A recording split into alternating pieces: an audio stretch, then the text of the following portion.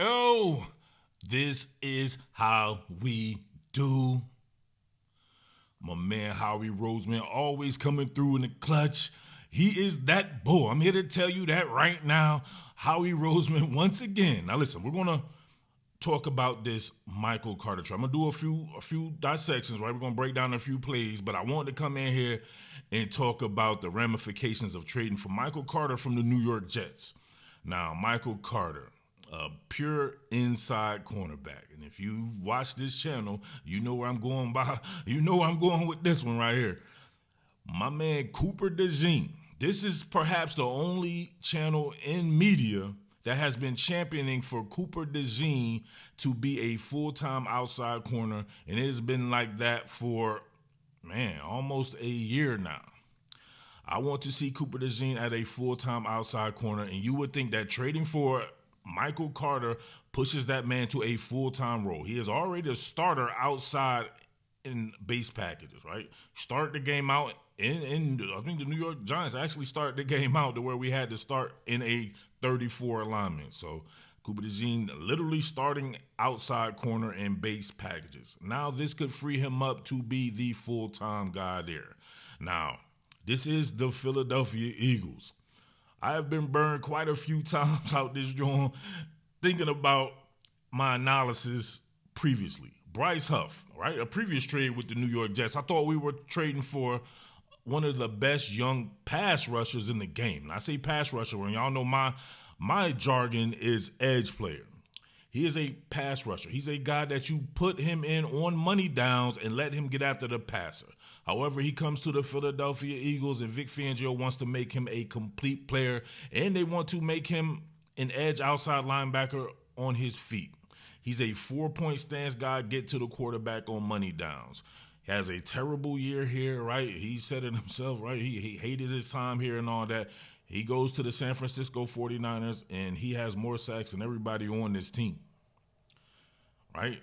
Sometimes you got to use people for what they are, right? Tank Bigsby. I ran in and raved like, man, I've known this kid since high school. This kid can carry the rock like anybody, like as good as anybody I've seen come out of, especially that state where there have been some outstanding players come out. The state of Georgia, Tank Bigsby was perhaps one of the best that I've seen, period, right? Trade for him, make him a kick returner. Fuck out of here. You can't make this stuff up. So he's now, right, he righted his wrong because he sucked that kick returning, right? He almost caused some shit going out there, fumbling on the kick returns and shit like that. But put him with the rock in his hands and you see he could be an excellent compliment to Saquon Barkley. Michael Carter, inside cornerback, and he can do a lot of the same shit that Cooper DeJean. He is very physical. He is fast as shit too, right? He can run. You know what I'm saying? In football terms, he can run. And he's physical, right? He fits what we do. He fits on the inside just like Cooper DeJean. That is the guy who could push. I thought it would be Mac McWilliams who could push Cooper DeJean to the outside. This guy could definitely do that. However, this is the Philadelphia Eagles. I reserve my right to change my mind because he could very well be coming to play outside corner, which I don't see.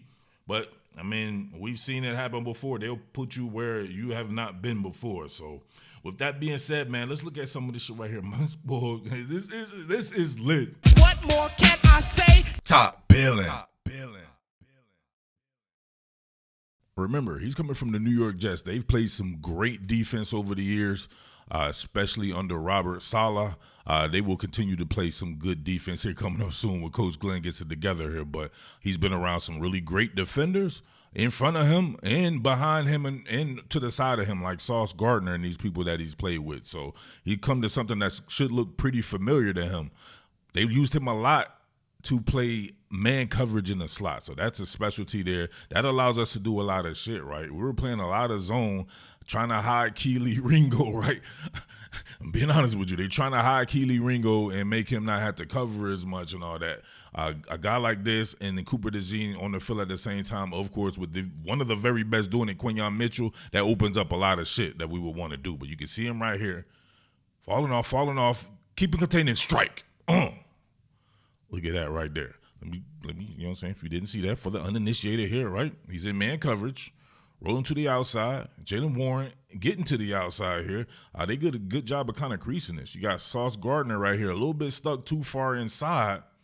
But the edge player here, he's able to, kind of circumvent, gets himself a 2-car pileup while getting pushed the fuck up out of there. But look at him stay parallel to the line of scrimmage. He being Michael Carter here. Parallel to the line of scrimmage. Keep it outside. Force Jaylen Warren to try to go back inside. Head on the outside. And look at that. Tackle a guy who's hella hard to tackle. And boom, man. He's all excited about it. You'll see him, man. I'm telling you, he'll bring that energy. He loves to attack the line of scrimmage moving forward. And that's definitely something that, that somebody like Cooper DeJean excels at as well.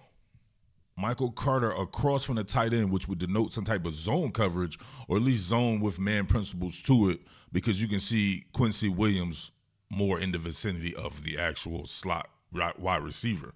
So let you know they get physical on the inside. They have to cover tight ends sometimes as well, and he can do that, right, just because of his physicality. But we see right here, you want to run to his side, right? You want to jet sweep to his side. Boom, look at him take on the contact, continue to run downfield, close it up, bam. What are we doing here? Let's go again. You can see him, right? He's on the inside here, so you have to attack a gap if necessary, if this is a run play. If they can get to it right here, you can see him, boom, jet sweep that shit. And look at him, right? They did a great job of creasing it with the edge, right? Edge contain, force him back inside. Of course, this is a really good run as well to be able to shake through. Almost, if he wasn't there where he needed to be, he could have shaken out of this shit, and he could have been possibly 88 and out the gate. But Michael Carter right there doing the damn thing, and boom, look who gets him. All right? Remember, according to most people that are Philadelphia Eagles fans, they've never, ever seen an inside corner before, so they think that Cooper DeJean is the only guy who can play inside corner in the world. Oh, boy. Watch him in man coverage, covering this whip route. As you know, in a whip route, right, you're going to bend it to the inside and then break it back outside. So you get to see his short area agility and his ability to think the game through right here, right? Working out of the pedal, giving it some space, attack it, and then redirect and get himself a PBU. Let's look at it from this angle here. Probably won't be able to see it as well, but you can just see the ending of it right here. At the moment of truth, not pass interfering, raking through, keeping that hand on the guy, but not impeding anything and jumping in front of the pass and breaking that shit up. Come on, man.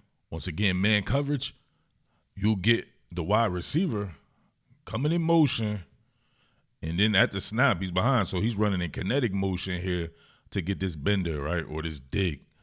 And you can see what he does right here, the agility and the ability to make plays on the ball. Look at this right here. Coming out of that pedal, look at the foot energy. Bang, absorb the contact, break in front of the pass. Man, I need to see it one more time from this direction. First of all, look at the foot energy, right? Look at the natural pedal right here, right? The foot energy popping, spacing perfect with the pedal to be able to break in either direction. No false steps there. Absorbs the contact from the receiver without impeding him and drawing a flag like we've seen some other people right there. But, hey, he breaks out in front of the ball, undercuts that draw, and then look, that close to getting him an interception. Here we go again. Of course, it's Aaron Rodgers, so you know it's going to be pinpoint, but nope. Hell of a play. Hell of a play, right? Man, I wish we could have seen this from a higher angle from this direction, but you can see him undercut that shit, lay out for it, get both hands on the ball. Almost. Putting in that work in the run game again.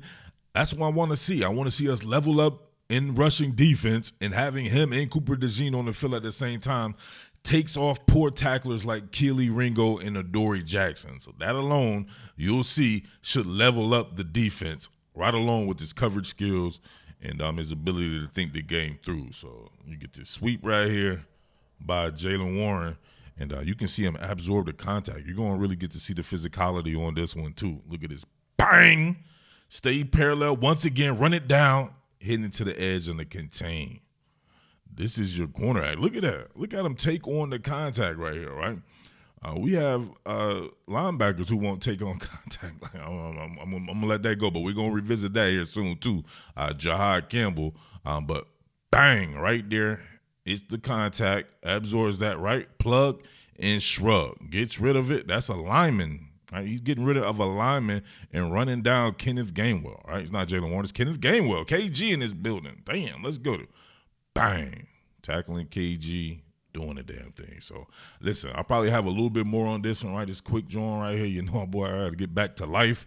Howie Roseman, he ain't going to let you have a life, right? And these times and moments before the trade deadline closes and all that. So, I can dig it. I love this move right here. This is going to be dope. If it allows Cooper DeJean to be a full-time outside corner, this is exactly what I've been asking for. So no need to come to the channel asking me what I think. I'm like, you should already know if you've been here. I want Cooper DeJean on the outside playing outside corner full-time. He's a better outside corner than in theory, right? He'll have to prove it, but you don't even have to prove it much because it's not like Adoree Jackson or Keely Ringo or any good. Whatever he is, I think he's going to be better than those guys, and we know he has more talent, period, just being out there as a football player than those two. So I feel the same with Michael Carter. He's a football player. So chalk that up. One more for the good guys, our Philly Eagles, our Philadelphia Eagles. Once again, go Birds. Let's get it, baby. Shouts to all my people. Shout outs to that man, Howie Roseman, because this is how we do.